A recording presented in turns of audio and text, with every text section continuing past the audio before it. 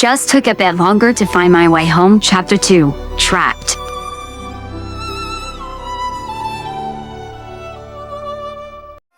The blackout had thankfully only lasted a full day as power companies were sent out in droves to try and fix the problem. Unbeknownst to the residents of Green Hills, the cause of the blackout had been pinpointed to have been caused by something in the middle of the forests surrounding the town. And a small government team had been sent out to find what had caused it. Oval-shaped robots with red lenses scanned the forest in search of the cause of the blackout. One of the machines scanned something on the forest floor. It wasn't like anything it had seen in its databanks. It scanned it again. The creature was unidentifiable, but the robot could detect strange energy coming from its body. It just may have found the cause of the blackout. Just as new orders were sent in to retrieve the creature, the blue thing regained consciousness. The creature gasped in horror as it realized it was surrounded on all sides by robots. Sonic was terrified. He had not been expecting to wake up to find egg-shaped robots surrounding him. Their piercing red gaze sent shivers down his spine. He needed to get out of there, head to his cave, get his rings, and leave. He slowly stood up. He flinched as the robots followed his every move. Hey, weird flying egg things. I would love to stay and chat, but He motioned to a random direction behind him. So, bye! And he disappeared in a blur of blue. However, those egg drones were fast, and it was always harder trying to run fast in the forest when there were trees, branches, roots, and other wildlife to look out for. His cave was just up ahead. He heard a whirling sound behind him. He couldn't help himself as he looked over his shoulder. The sides of the drones opened up to reveal automatic guns beginning to spin.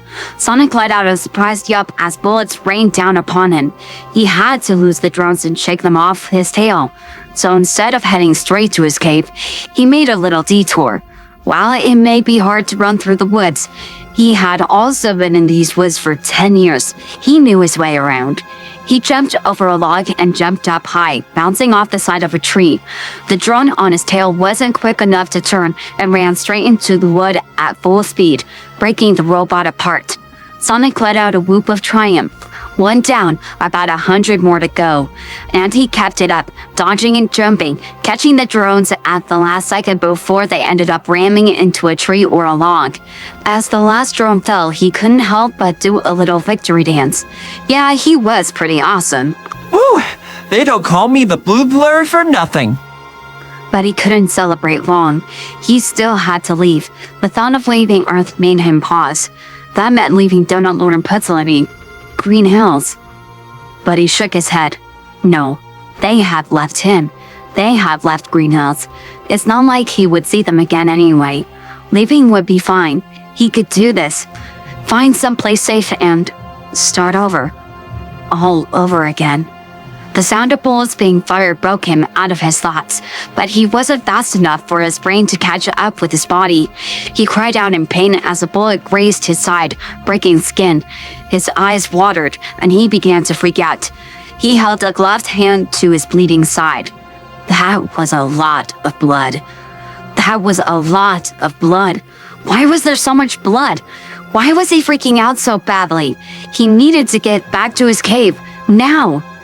He ran, but as more bullets were fired and with his side screaming in agony, he was a lot slower than he normally was. Another bullet got him in the shoulder. He cried out as he fell, losing his footing as he went down. He went rolling across the floor, agitating both wounds. Tears began to stream down his cheeks as more blood stained his blue fur. With his body trembling and bullets continuing to come at him from seemingly all sides, he continued to run towards his cave. He needed his rings. He needed to get out of here.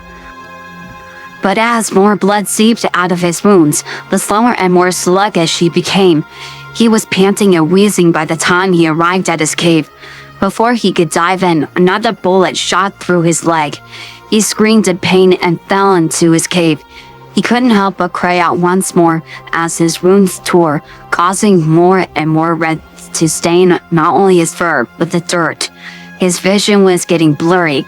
He crawled along the ground trying to reach the little red backpack he had stolen from a dumpster once. He kept his rings map and other essentials in there in case he needs to make a quick escape. Just as he grabbed his backpack, his cave was flooded with egg-shaped robots. All he could do was glare them down as tears stained his cheeks. The last thing he saw was the robots getting closer before he passed out. His head pounded in time with his heart. His ears were stuffed full of cotton. His entire body shrieked in pain. He slowly opened his eyes. His wrists were chained from up above, and his ankles were chained down to the floor. He lifted his head and looked around. The room was dark, save for lights coming from nearby machines. His already fast heart was speeding up even more. He was scared. Suddenly, the door to the room opened, and two men walked in. A man with pale skin and quite an impressive mustache approached him. Another man with slicked back hair and dark skin approached a table that seemed to control a lot of the things in the room. Rise and shine, rodent. Sonic winced against the volume of his voice. He couldn't help the pained groan that slipped past his lips. Who are you?